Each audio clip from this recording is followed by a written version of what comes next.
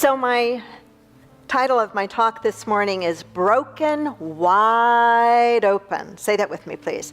Broken wide open. Broken wide open. We're concluding with a short series we've been exploring together on the teachings and wisdom and writing of Rumi. There are 5 ideas I want to share with you, and the first is the idea that in the breaking of the heart wide open, our heart can be broken open as a result of experiencing something that is pure joy, as well as being broken open by that which is absolutely painful and gut-wrenching, devastating. That both can break our hearts open wide, and why the breaking of our heart open wide is so important, I'll develop through the concepts I want to share. Second idea that I want to share with you about this idea of the heart being broken open wide. So it can be broken open wide from pure joy and from devastating pain. The second that I want to, and all the rest actually, are about the heart being broken wide open as a result of painful experiences and what Rumi wrote and said about this. The second idea is this, that we are not to wallow in our pain, but we're not to run away from it either.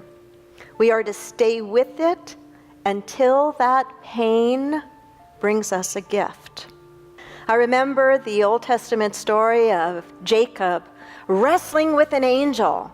It's actually a metaphor for a dream, but that's a whole other message. We won't go into any deeper than that right now. But the story is Jacob is wrestling with an angel, and he will not let that angel go until the angel blesses him. He wants a blessing. As he's wrestling with what he's wrestling with, he will not let it go until he is blessed, until something good comes from it. Don't wallow in your pain, but don't run away from it either. Stay with it until it brings you a gift.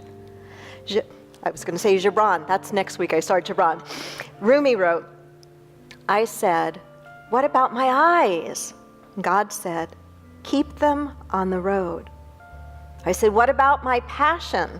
God said, keep it burning. I said, what about my heart? God said, tell me what you hold inside it. I said, pain and sorrow. God said, stay with it. The wound is where the light enters.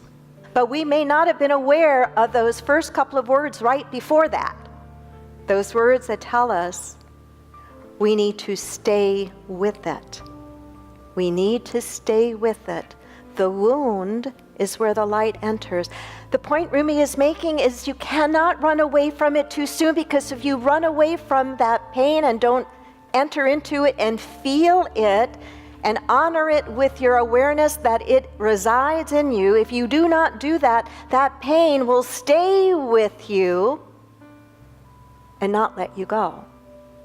But if you can stay with it until it is complete, if you can stay with it until it begins to dissolve, then you can move forward. And then when you move forward, you are moving forward as an expanded version of yourself, having built a greater capacity for your own love, for your own compassion, for your own wisdom, for your own understanding and empathy of another. The third idea is this, that painful as some of these experiences in life can be, that pain makes room for something new and something good. And it's so easy to treat these words as just trite, positive sayings, and in doing so, we miss what they are really about. It doesn't mean that it's easy to do any of this work. That's why they call it work. But the reward is significant. Painful as it is, it makes room for something new, something good. This is what Rumi had to say along those lines. Sorrow prepares you for joy. It shakes the yellow leaves from the bough of your heart so that fresh green leaves can grow in their place. It pulls up the rotten roots so that new roots hidden beneath have room to grow. Whatever your sorrow shakes from your heart, far better things will take their place. Thanks for listening. The Unity Center, transforming lives and healing our world. Check us out Sundays at 9 and 11. Subscribe to our podcasts and download our free app for instant access to a wealth of spiritual teachings, services, and events.